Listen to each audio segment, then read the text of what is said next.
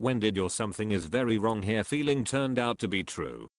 Adding TLDR, gut instinct felt something was off when I saw two men helping another man. Turns out he was dead and they were just touching his body. A few years ago, about 1 AM Sunday morning, I had to take my dog out before bed. I live in a rough neighborhood and I'm a female, so I usually have my guard up regardless of the time.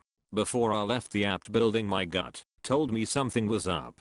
The street was completely void of traffic and people except for a van parked out to the side of the road. Outside of it were 3 people whom I quickly identified as male. Right away my reaction is to keep my head low, put my jacket hood up and not bring attention to myself. Out of the corner of my eye, I could see they were struggling. On closer inspection I see 2 of the men are holding up the other man between them. I make the assumption that they are headed home after a night of heavy partying, and they are just helping their friend get sick or something.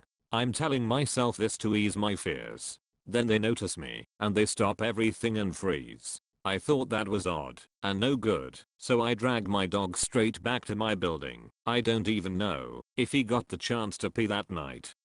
I go to bed and thinking nothing more of it until it's time to take the dog out again in the morning. There was a notice in the elevator asking for witnesses as to exactly what I saw that evening, because a dead body had been found. So, this wasn't a friend of theirs after all, they were ditching a body. Still upsets me today, and I will never ignore my intuition again.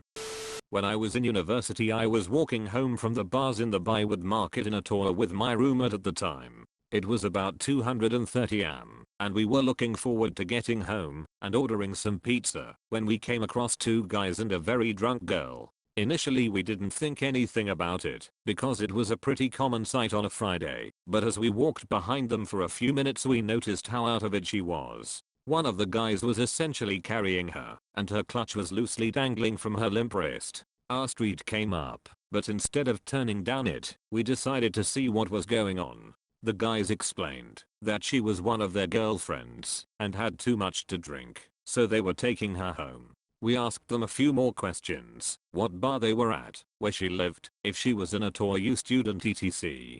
They gave pretty convincing answers but all the same seemed really uncomfortable and wanted us to go away.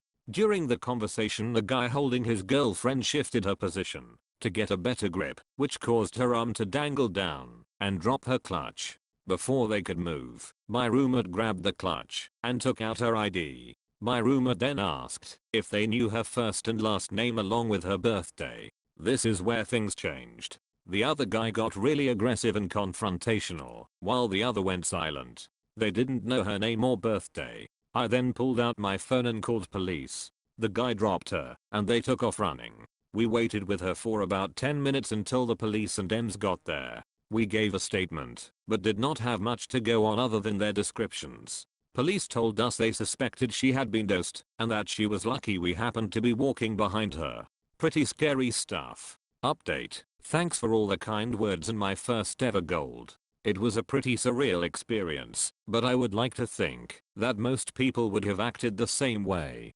Thank you. I'm happy you guys prevented something traumatic happening to her. It was certainly a eye-opening experience. I have no idea if she would even recall anything other than probably waking up in a hospital. My roommate is now a cop and apparently tells the story when he comes across drunk teenagers. Got off the subway at night. There was one other person about half a block behind me on my route home. This is a totally normal thing, has happened thousands of times. Totally normal looking dude, not even following me closely. I had a bad feeling.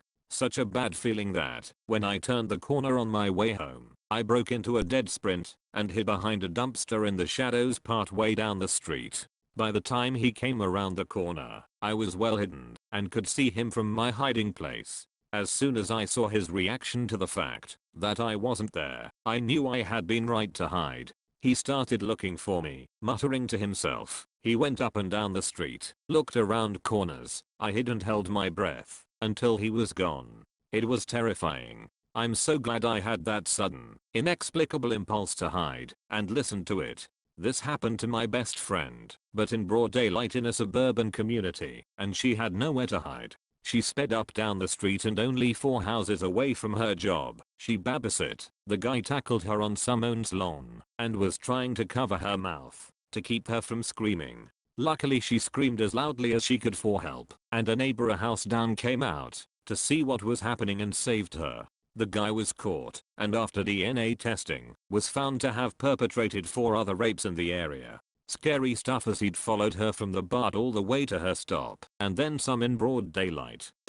I don't know if this qualifies. I pulled up to a stoplight and waited for the light. Car pulls up behind me. Down the street to my left comes a car speeding but not insane. Light turned green for me. Something about the car told me to stay put. Stayed put. Car behind me kept honking and honking and honking. Car to my left ran the red. Then I pulled out and made a left. Got to the next stoplight and heard incessant honking. Turned around and saw the car that was behind me in the next lane motioning to roll down my window. He said, "That car wouldn't have hit you. It would have T-boned me. You saved my life. Listen to your inner self." My friends and I went on a booze run one night back in college. We live in Flint and were at a friend's house in a relatively bad neighborhood. We had our friend who was 21 go in while the rest of us waited, underage drinking. As we're sitting in the parking lot we notice a dude standing by the trunk of his car a few rows of parking spots ahead of us. I had a bad feeling about him, so I was watching him the entire time while my friends were all chatting it up and laughing. I noticed my other friend who was driving watching too. Sure enough, after watching us for a second, he pops the trunk, pulls out a pistol, and starts walking towards us. We noped the fuck out and floored it around the parking lot right as our friend came outside, yelled for him to get in, and sped off. Turns out, there had been a ton of carjackings in that area over the last few months. Not me but my mom. When I was about 10 years old I got invited to spend the night at my really good friend's home. My mom said no. I begged her to let me go, but she was adamant that I couldn't. She said she just didn't feel right about it, and that no amount of pleading was going to change her mind. A few weeks later my friend's dad was arrested for child pornography. After he went to trial it was found that he had also molested several young girls. He would have his daughter invite them over for a slumber party and then touch them when they went to sleep. If my mom hadn't trusted her gut feeling I could have been one of his victims. A storm was gathering as my dad was driving. I was 8, sitting in the back and looking out the window. I told him, "You better hurry, that construction crane looks like it might topple." Everybody laughs at the idiot kid. That evening the whole family was watching the local news. They opened with that crane crashing down due to heavy wind. Although nobody had been hurt, I felt vindicated. I heard a strange noise when I woke up.